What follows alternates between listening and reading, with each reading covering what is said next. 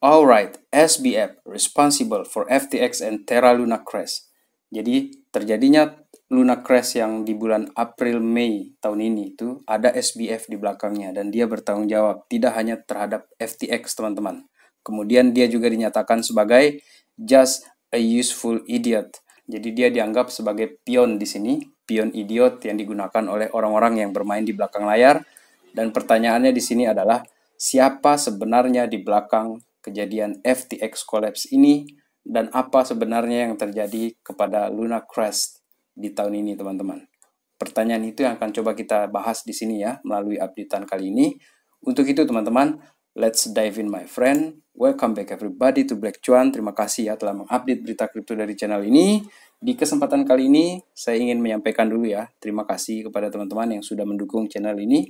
Dan untuk yang baru pertama datang ke Black Cuan, silakan untuk menekan tombol like ataupun mensubscribe channel ini dan jangan lupa bunyikan loncengnya supaya kalian mendapatkan notifikasi ketika saya mengupload berita yang berikutnya ya teman-teman. Baik, di sini kita langsung saja ya. Saya ingin membahas mengenai benarkah FTX itu ada di belakang kejadian Luna crash. Kemudian siapa sebenarnya yang ada di belakang dari si SBF ini, Sam Bankman-Fried ini.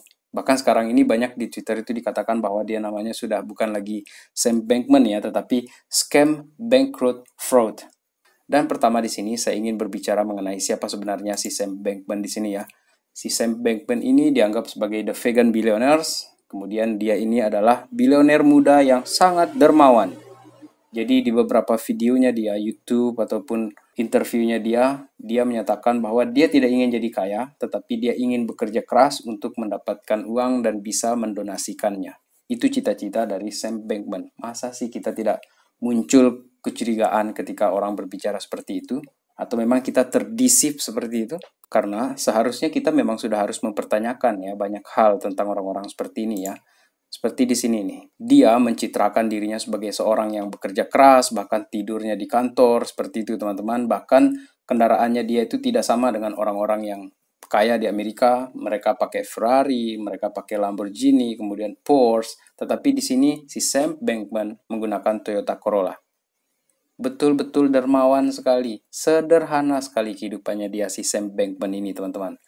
Tetapi kalau kita lihat dari silsilah keluarganya, Sam Bankman ini merupakan anak dari seorang profesor dari Stanford Law School ya. Kemudian ibunya juga seorang pengajar dan dia ini adalah ahli perpajakan. Dan dari sini kita bisa simpulkan bahwa si Sam Bankman ini berasal dari keluarga kelas atas di Amerika teman-teman. Dan dia dengan sengaja sekali mencitrakan dirinya menggunakan media sebagai senjata utamanya. Supaya orang-orang itu ketika lihat dia itu, oh ini anak yang sangat sederhana dari keluarga yang juga sederhana, meskipun kaya tapi sederhana. Dan memang seperti itu orang kalau mencitrakan dirinya teman-teman.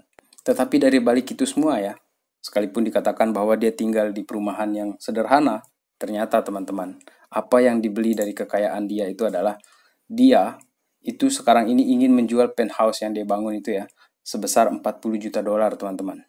Dan di tempat ini dia tinggal itu bersama teman-temannya ya, berpasang-pasangan mereka, termasuk si Sam Bankman juga tinggalnya dengan pacarnya dia di sini. Ini benar-benar mereka hidup seperti di surga ini teman-teman. Ini sudah bukan mewah lagi nih, tapi dia bangun surga di dunia ini, si Sam Bankman ini teman-teman. Oleh karena itu, pelajaran berharga buat kita itu adalah kita tidak boleh terlalu cepat percaya ketika orang-orang ini melakukan yang namanya tuh flexing itu teman-teman. Kemudian hal yang unik dari kejadiannya dia sekarang ini adalah, ini miris saya ini. Antara lucu, gemes juga ada di sini ya. Dia pakai lawyer yang sebelum bela dia ini, itu dia membela seorang perempuan dari Amerika yang bernama Ghislaine Maxwell ya. Dan Ghislaine Maxwell ini juga sama-sama pergaulan kelas atas juga teman-teman. Karena dia ini sering sekali tampil di fotonya dia itu dengan artis-artis Hollywood ataupun tokoh-tokoh berpengaruh di Amerika. Ternyata di belakang itu semua, si Ghislaine Maxwell ini germo dan bahkan dia ini terlibat penjualan manusia sebagai budak seks. Gara-gara kejadian itu dia dituntut 7 tahun penjara. Dan Mark Cohen yang jadi lawyernya dia sekarang dipakai oleh Sam Bankman. I don't know guys, I don't know seperti apa dia nanti ini akan dibela oleh si Mark Cohen ya. Dan semua yang dilakukan oleh si Sam Bankman sekarang ini ketika dia muncul ya di interview, semua yang dilakukan itu adalah dia ingin menyelamatkan dirinya sendiri. Bahkan teman-teman seperjuangannya itu seperti mau dikorbankan sama dia. Dan mengenai just a usefully idiot ya, di sini ya teman-teman, dari investing.com dikatakan seperti itu. Siapa sebenarnya orang di belakang kejadian FTX collapse ini? Dan ini dirangkum dari berita ini ya, mengenai pertarungan antara Sam Bankman ini dengan CZ.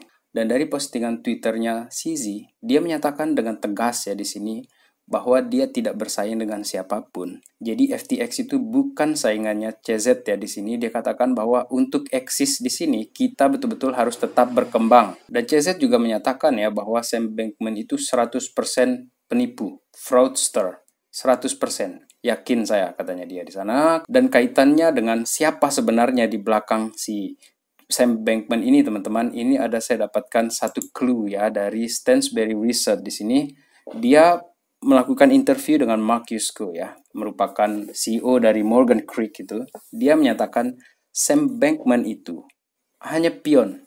Dia itu hanya dipakai oleh orang di belakang layar. Dan ada orang besar, aktor besar di belakang semua ini. Hanya saja tidak diungkapkan ya siapa orangnya di sini oleh si Mark Yusko, tetapi dia yakin bahwa memang selama ini sudah direncanakan segalanya. Bahkan keruntuhan FTX ini sudah direncana sedetail mungkin, sepresisi mungkin teman-teman.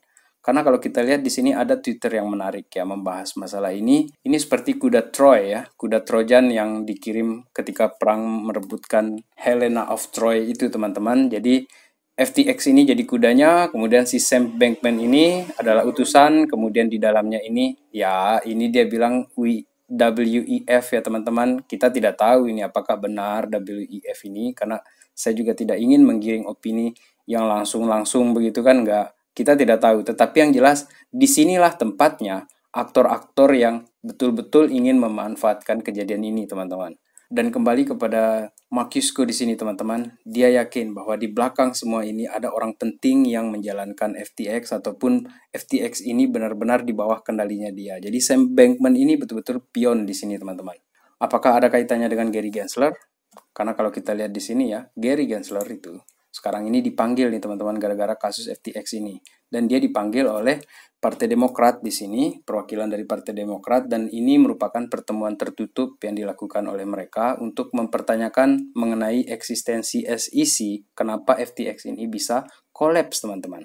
Tetapi kan kita tahu nih, si Sam Bankman itu merupakan donatur terbesar ya untuk Partai Demokrat di pemilihan yang kemarin itu teman-teman. Karena Gary Gensler itu juga ya berbicara di Yahoo Finance di sini teman-teman, dan ini ringkasannya. Yang pertama itu adalah kita tidak butuh kripto karena ada dolar. Kemudian yang kedua, SEC butuh dana lagi.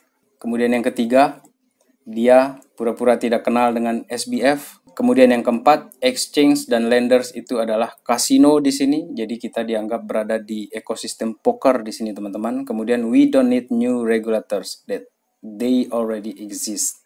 Kita tidak butuh regulasi baru karena sudah ada sebelumnya.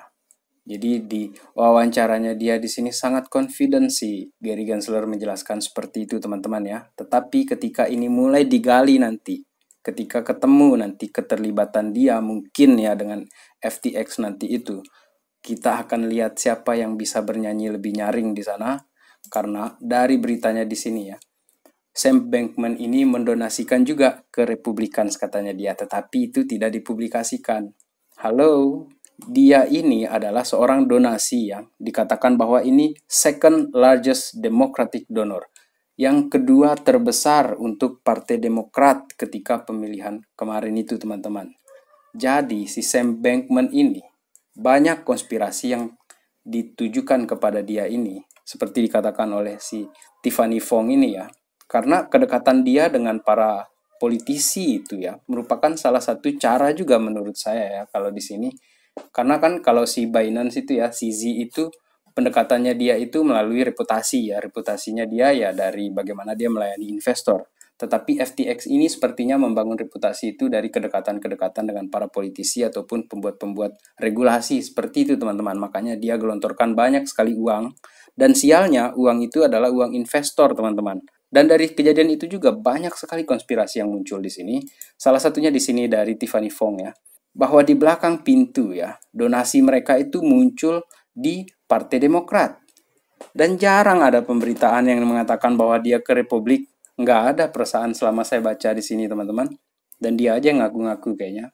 Karena kedua orang tuanya dia, bapaknya, ibunya itu adalah orang-orang kiri di Amerika teman-teman. Left Party, Demokrat mereka. Dan ada juga rumor dikatakan di sini bahwa donasi ke Ukraina itu merupakan salah satu bentuk cuci uang juga.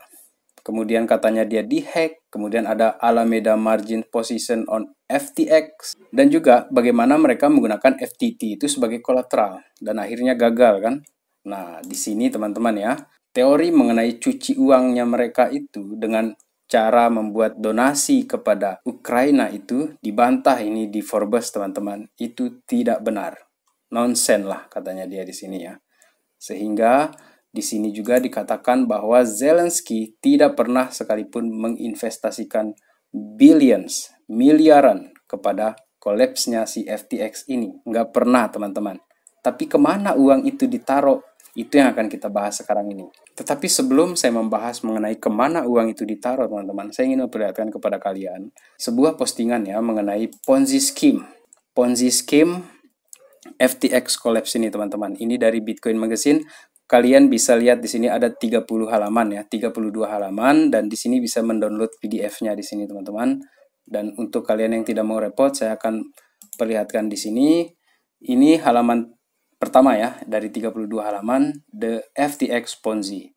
Jadi di sini dijelaskan ya dari awal kejadiannya sampai runtuhnya dan kenapa CZ itu akhirnya tidak mau membeli FTX ini teman-teman. Dan secara singkat saya ingin bilang di sini bahwa CZ itu tidak mau beli FTX karena nggak ada guna. Semua FTT tokennya itu tidak bisa liquid teman-teman. Artinya tidak ada peminat sama sekali di token tersebut. Jadi selama ini mereka itu sudah berbohong. Kemudian Tether juga terlibat di sana teman-teman.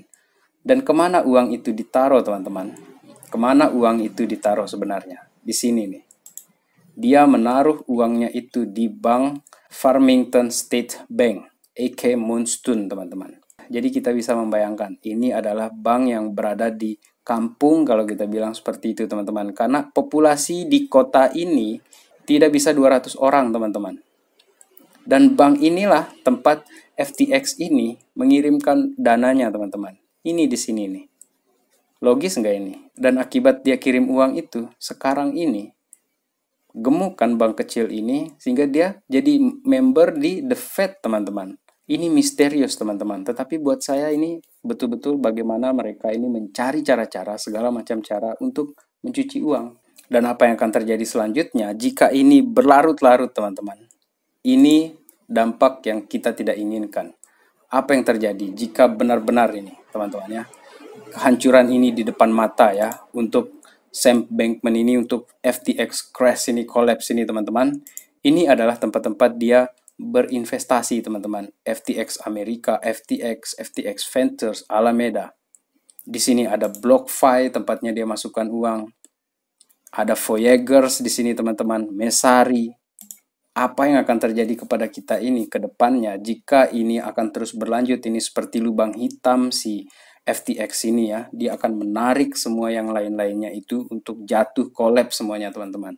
Dan saya tidak berharap itu akan terjadi. Semoga ada solusi nih ke depannya, baik dari Amerika ataupun dari perusahaan-perusahaan yang akan bertanggung jawab di sini. Karena Kevin O'Leary juga sempat menyatakan seperti ini ya, mengenai keyakinannya dia, bahwa blockchain ini akan mereveal, akan menampilkan kebenaran di balik kolapsnya FTX. Semoga nanti bisa dijelaskan seperti apa. Kemudian kita lanjut sekarang ini mengenai FTX itu tadi ya. Ini juga alasan kenapa si CZ tidak jadi ambil dia, bahkan dia menghindar dari FTX itu teman-teman. Dan berkaitan dengan Luna Crash, dengan UST-nya yang tiba-tiba dipeg itu teman-teman ya. Dipeg dia dari $1 itu turun sampai 0,2 dolar, bayangkan. Yang seharusnya dia stable coin, ternyata dia tumbang teman-teman. Dan pelakunya di sini itu adalah Sam Bankman-Fried melalui FTX-nya. Ini dikatakan oleh Watcher Guru di sini ya. Dan ini dilakukan investigasi dan mereka temukan itu adalah seperti ini nih, bagaimana dia memanipulasi market ya. Jadi ternyata ada transaksi besar di sana yang melakukan short terhadap USD sehingga USD itu turun dari $1 peg-nya terhadap dolar betulan ya, itu sampai $0,02 teman-teman. Bagaimana Anda hancur USD pada saat itu? Dan kolateralnya dengan koin Luna itu juga ikutan hancur. Gara-gara si Sam Bankman ini ambil keuntungan yang luar biasa besar dari kejadian itu. Dan itulah yang menyebabkan Luna itu crash teman-teman. Selain dari ada faktor-faktor lain yang mungkin kita tidak tahu ya. Tetapi di sini dikatakan bahwa Sam Bankman ini ambil peran di situ melalui FTX-nya. Dia terjadi sorting besar-besaran di FTX untuk peg-nya USD itu menjadi di bawah jauh sekali dari $1 itu bahkan 0,02 seperti saya katakan tadi teman-teman. Kemudian sekarang ini SBF ini mulai diinvestigasi dan ternyata teman-teman ketika crash-nya Luna itu dia ini sudah mulai diinvestigasi oleh US Federal Prosecutor Office teman-teman. Dan menurut laporan, SBF inilah yang melakukan short kepada Luna Bit to make a fat profit. Supaya dia mendapatkan profit yang luar biasa gemuk pada saat itu teman-teman. Dan kaitannya dengan Gary Gensler ya, kemungkinan saya akan buat video yang lain nanti. Tapi untuk sementara ini, ada satu berita yang menarik dengan Gary Gensler di sini.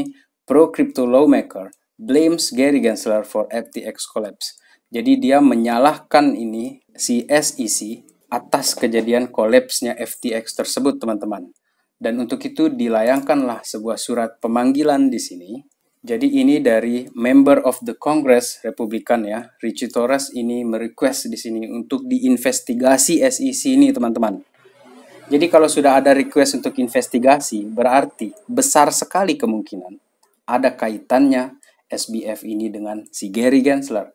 Meskipun tadi dikatakan bahwa dia tidak ada kaitan atau dia tidak kenal dengan SBF. Never heard of him. Tidak pernah dengar tentang dia. Halo, kita akan lihat nanti seperti apa, bagaimana nanti dia diselidiki dan akan membuka semua tirai-tirai penipuan-penipuan ini teman-teman. Dan ini akan semakin menarik ke depannya. Karena seperti yang kita tahu, si Gary Gensler ini terlalu fokus ngurus XRP teman-teman. Makanya dia kecolongan FTX atau mungkin di belakang layar ada salam-salaman dia sama si Sam Bankman. Who knows kan? Kita tidak tahu seperti itu ya.